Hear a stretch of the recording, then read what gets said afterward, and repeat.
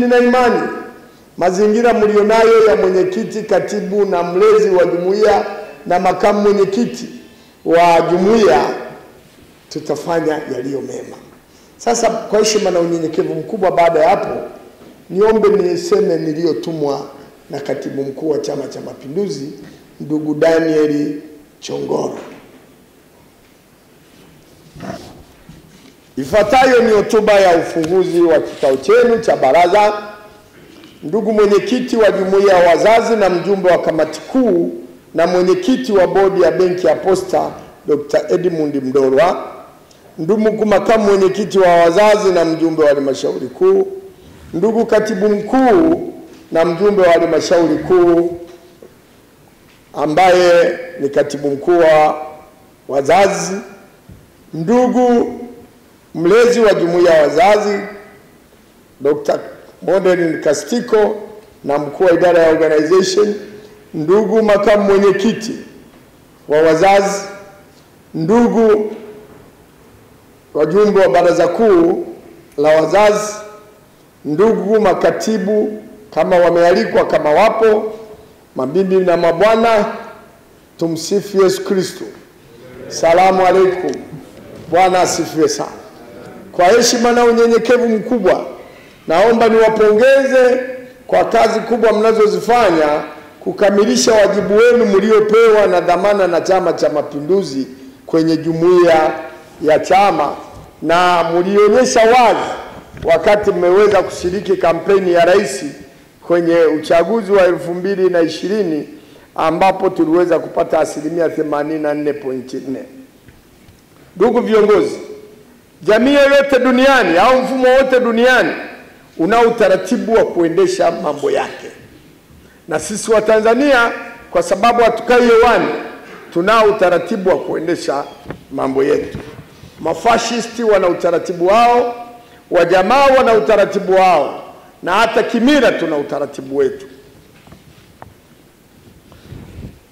Wenzetu kichukia historia, tukimchukulia Hitler ambaye alikuwa rais wa Ujerumani akitumia chama chake cha Nazi, alikuwa na utaratibu wake wa kuhakikisha kwamba ufascist unaendeshwa duniani. Ukimchukua bwana Mussolini ambaye alikuwa rais wa Italia, ambaye mabaki yapo ya kina Red Brigade, naye alikuwa na utaratibu wake. Tukimchukulia bwana Franco aliyekuwa kiongozi wa Hispania, naye alikuwa na utaratibu wake.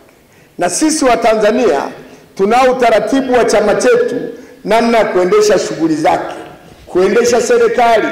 Nguvu ya Chama cha Mapinduzi ni pamoja ikiwemo jumuiya ya wazazi. Kwa hiyo mtambue wazazi kwamba nyinyi ni sehemu kubwa ya Chama cha Mapinduzi na mnatakiwa kuwa na tabia na mwenendo kulingana na hitajio la chama chetu.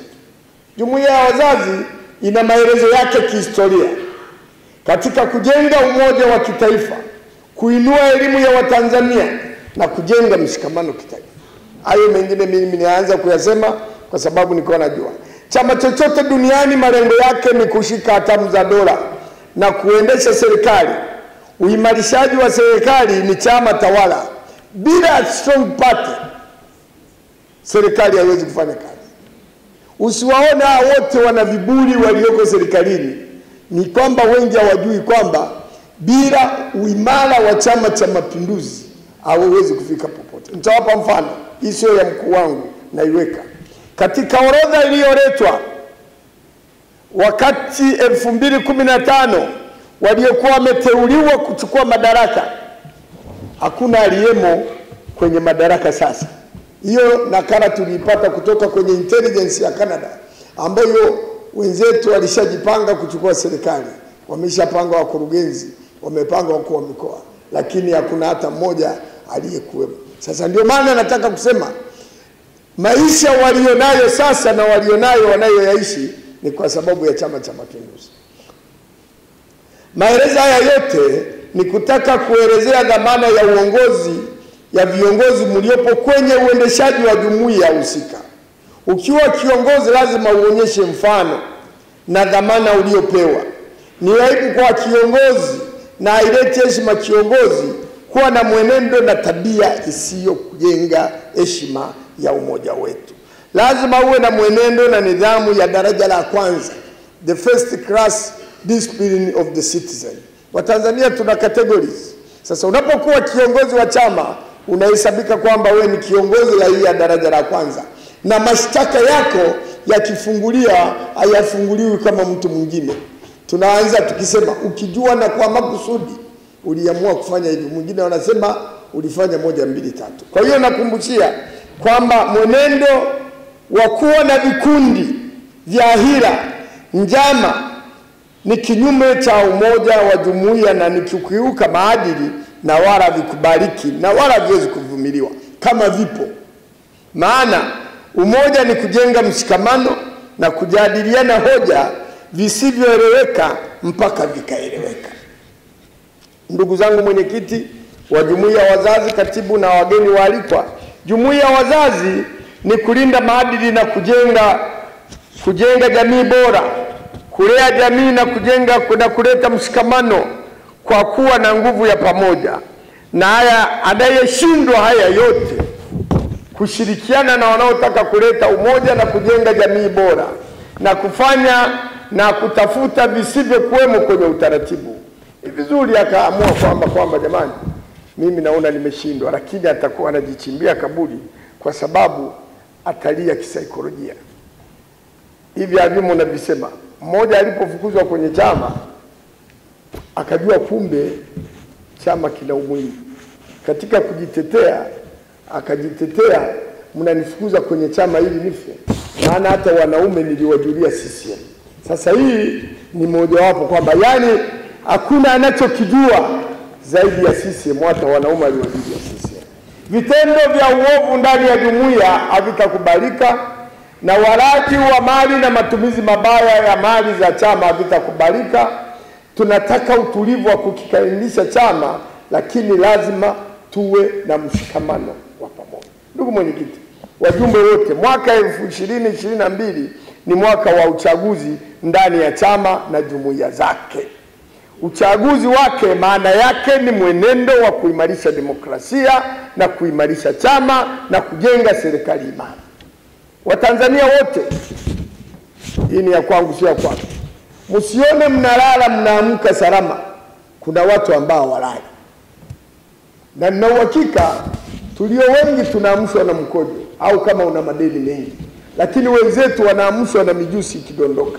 Kwa hiyo lazima hiyo hali tuilinde. Huu mfumo wa jamii ni wa kistaarabu. Tunapata viongozi wetu kwa kustaarabu. Asiyefaa mumshinde kwa kula, sio kwa ila na kuanza kula rushwa. Chama kina imani na uchaguzi huo kwamba utaendeshwa kwa ustaarabu na kanuni za chama na jumuiya, lakini uchaguzi huo, kampeni bado. Muda ukifika mtaarifiwa, na wote lazima tufuate utaratibu. Iko minongono miongoni mwenu na miongoni mwetu. Kuna baadhi wameanza kampeni na wameanza kubeba watu, ni kinyume cha maadili ya chama chetu. Usijifanye una swali 5 wakati ufuati maadili. Usijifanye unaraza shingo unapeleka sadaka wakati utendi haki na unakomunika. Wakristo au Wakatoliki wana sala moja yanakuungamia Mungu Mwenyezi, nimekosa kwa kutotimiza wajibu. Unatakiwa utimize wajibu wako. Viongozi wanaobebwa msikubali kubebwa, wanawapeleka kusiko, na wengine mmeshawalia watu hela kwamba mtawasimamia. Ni vema ukaacha na wala usithubutu. Hakuna kisichofahamika. Simu yangu ya WhatsApp na katibu mkuu mwenyewe zina ushahidi wa kutosha. Ushahidi wa katibu mkuu, anafahamu yote haya na chama kinafahamu. Na kama katibu mkuu anafahamu, ina maana mwenyekiti wa Chama cha Mapinduzi anafahamu.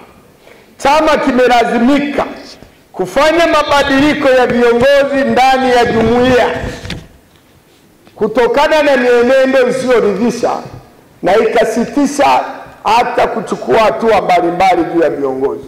Kumbukumbu juu ya jumuiya ya wazazi ilipokuwa imefikia, serikali chama kilitaka kuifuta, lakini leo hii mna wabunge na mnatakiwa kupewa wabunge wengine. Naomba heshima hiyo. Mna bahati kubwa, Mwenyekiti wenu ni dokta, sio dokta mpeche mpeche, ni dokta mwenye degree 3 na mwenyekiti wa bodi wa benki ya Posta. Kwa hiyo literature yangu hii yote inataka kuwapa uaminifu wenu uzidi kukiona hii jumuiya kwamba ni jumuiya iliyo imara.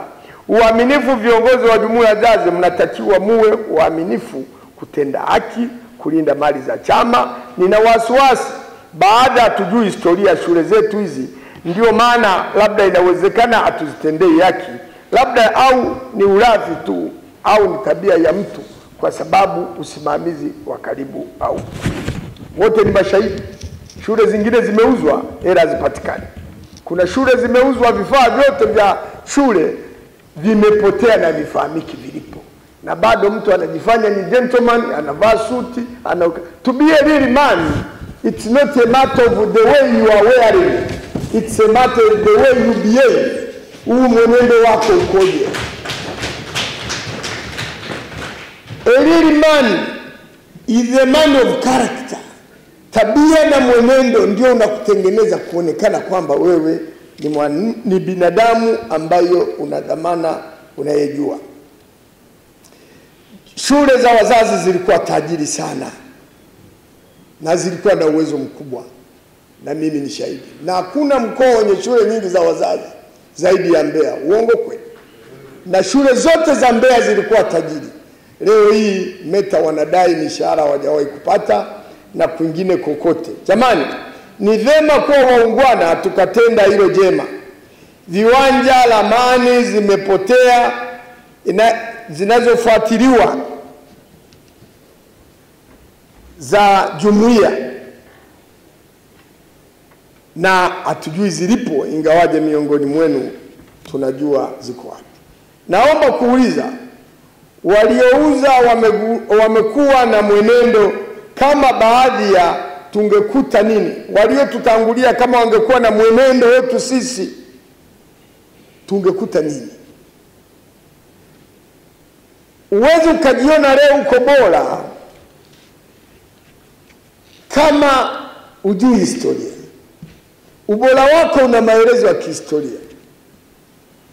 Leo CCM na serikali yake ina uwezo mkubwa wa kumudu hoja duniani, mpaka tumekuja kuingia uchumi wa wakati, ni kwa sababu yako maelezo ya kihistoria yaliyotutengeneza katika swala hili. Nikupongeze mwenyekiti Dr. Edmund Mdorwa na katibu wako mkuu na watendaji wako, jitihada mnazofanya kuimarisha miradi na kulipa madeni.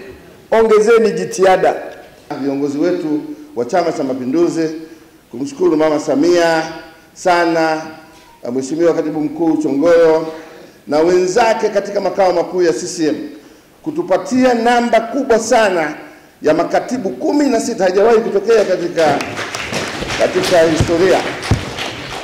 Lakini la pili, nataka niwadokezeni kidogo, ni siri, lakini wenzangu wa kamati kuu watanisamehe kidogo, kwa sababu hapa ndio mahali pa kuwaambia wenzetu kuwa tulikuwa tumesema mishahara yetu sisi jumuiya ya wazazi ni midogo sana.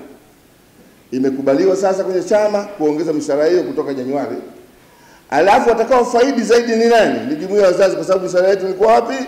Chini zaidi. Kwa hivyo nashukuru sana Chama cha Mapinduzi kwa hilo.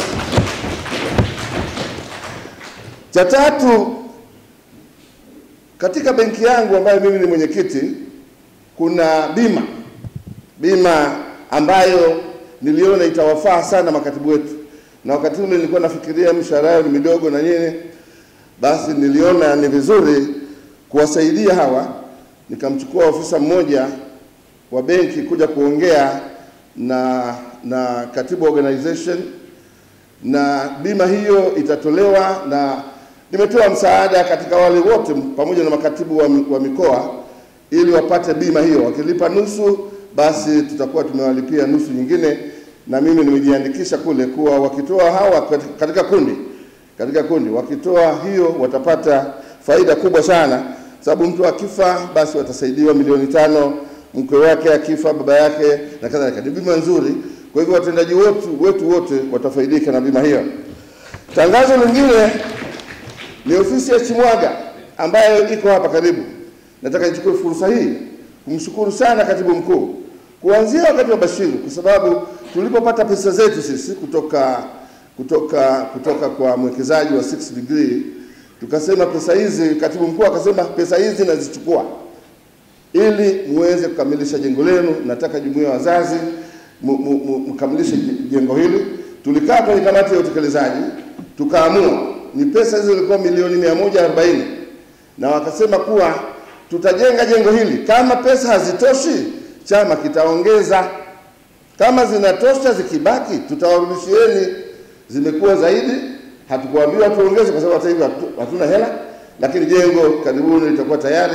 Na katika kikao kilichopita cha kamati kuu, nimemdokeza mwenyekiti wa Chama cha Mapinduzi amekubali kwamba hajapata barua kuja kutufungulia. Kwa hivyo hilo ni tangazo lingine.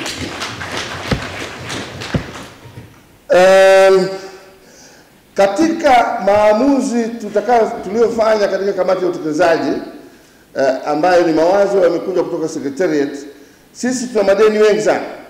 Kutoka sasa kila pesa tutakazozipata tutatoa mpaka pasenti 40 ya kuweka fungu la kulipa madeni. Haiwezekani shirika kubwa kama hili, jumuiya kubwa kama hii, tunasema huko nje hatulipi madeni, tuna wastaafu wetu, tuna wajane ambao kwa kweli hata vipesa vidogo 200,000, 300,000 hatuwalipi. Kwa hivyo tumeamua kila pesa tutakazozipata tutaweka percentage kidogo ya kuweza kulipa madeni. Operation lipa madeni. Vita yetu ya viti maalum bado inaendelea. Wenzangu wa kamati kuu wanajua ninaitwa mimi king'ang'anizi pale kwenye kamati kuu. Kwa hivyo hiyo inaendelea. Nimeahidiwa na Mheshimiwa Magufuli kiti chake kimoja katika vile 10. Nimemkumbusha mama na nadhani atatupatia tu, manake kwa kweli tunaendelea kuzungumza. Na Mheshimiwa Sheria aliniahidi kiti kimoja. Kwa hivyo hiyo bado inaendelea. Lingine, tuna mradi ambao tunataka tufanye Arusha. Niliongea na watu wa Ngorongoro Arusha, wamehama wamekwenda Karatu, ili tuchukue lile jengo lao tulikodishe au tulinunue, na hapo tutaomba CCM watusaidie ili tufanye mradi mkubwa sana pale. Na nilisema hili kwenye kamati kuu, nikashauriwa kuwa basi tutumie kampuni yetu ambayo iko kwenye kanuni zetu, inaitwa Waza Limited. Na tayari MT CCM oye. Ndugu mwenyekiti, nimesimama tu kukujulisha kwamba kikao hiki cha Baraza Kuu la Wazazi Taifa kama ambavyo kimeandaliwa na kamati yetu ya utekelezaji ya Baraza Kuu ni kikao cha kawaida ambacho kimepangwa kukutana leo, na kwa mujibu wa kanuni yetu ibara ya 88 kuhusu mahudhurio, jumla ya wajumbe 109 wa Baraza Kuu walipaswa kuwemo ndani ya kikao hiki. Lakini mpaka sasa tunapoelekea kufungua kikao hiki, ndugu mwenyekiti, wajumbe 96 wamejiorodhesha na kukaa ndani ya ukumbi huu. Kwa hali hiyo, kikao hiki ni halali na kinaweza kuendelea kujadili ajenda zilizoandaliwa. Sambamba na hilo, ndugu mwenyekiti, kabla sijakuita kwa ajili ya kutoa neno na kumkaribisha mgeni wetu, naomba nifanye kazi ifuatayo. Ya kwanza, ndugu wajumbe, pamoja na kwamba kamati kuu imefanya uteuzi kwangu kama katibu mkuu wa jumuiya yetu ya wazazi, lakini sekretariati ya halmashauri kuu ya taifa ya chama chetu imefanya kazi nyingine. Moja, imefanya mabadiliko ya kiutumishi na kiutendaji ndani ya chama chetu katika mikoa mbalimbali na wilaya zetu zote 168 ndani ya chama chetu. Nifurahi kuwajulisha kwamba kati ya makatibu wa mikoa na wilaya walioteuliwa, miongoni mwao walikuwa ni watendaji wetu ndani ya jumuiya yetu ya wazazi. Jumuiya ya wazazi tumetoa watendaji 16 kwenda kushika nafasi za ukatibu wa chama chetu katika ngazi ya wilaya. Haya ni mafanikio makubwa Baraza Kuu tujivune kwayo, kwa sababu bila sisi Baraza Kuu kuwasimamia makatibu wetu katika maeneo yetu chama kisingeona umuhimu wao na utendaji wao na hatimaye kuamua kuwapa mamlaka ya kwenda kusimamia kazi za chama katika wilaya walizopangiwa. Lakini sambamba na hilo, ndugu mwenyekiti, kati ya hao 16 ambao wameteuliwa, miongoni mwao ni aliyekuwa naibu katibu mkuu wa chama wa jumuiya yetu ya wazazi Tanzania bara, ndugu Tija Magoma, ambaye yeye amepangiwa wilaya ya Geita. Lakini pia aliyekuwa katibu wa idara ya organization ndani ya jumuiya yetu, ambaye naye bwana Cholai, naye amepangiwa wilaya ya Misungu. Kutokana na mabadiliko hayo, kamati ya utekelezaji iliamua, kamati sekretariati ya halmashauri kuu ya taifa ikaamua kufanya uteuzi wa kujaza nafasi hizo, naibu katibu mkuu bara na kujaza nafasi ya idara ya organization, siasa na organization ndani ya jumuiya yetu. Kwa upande wa naibu katibu mkuu bara akateuliwa ndugu George Daniel Sai kuwa naibu katibu mkuu wa jumuiya ya wazazi bara, na nafasi ya organization akateuliwa ndugu Saidi Kingengena kama ambavyo alisimama hapa kwa ajili ya utangulizi wa utambulisho na kadhalika. Kwa niaba yenu, ndugu mwenyekiti, nichukue fursa hii kukishukuru sana chama chetu kwa maana ya sekretariati ya halmashauri kuu ya taifa chama chetu kwa kufanya uteuzi huo na kwa nia ya kuimarisha eneo la kiutendaji ndani ya jumuiya yetu.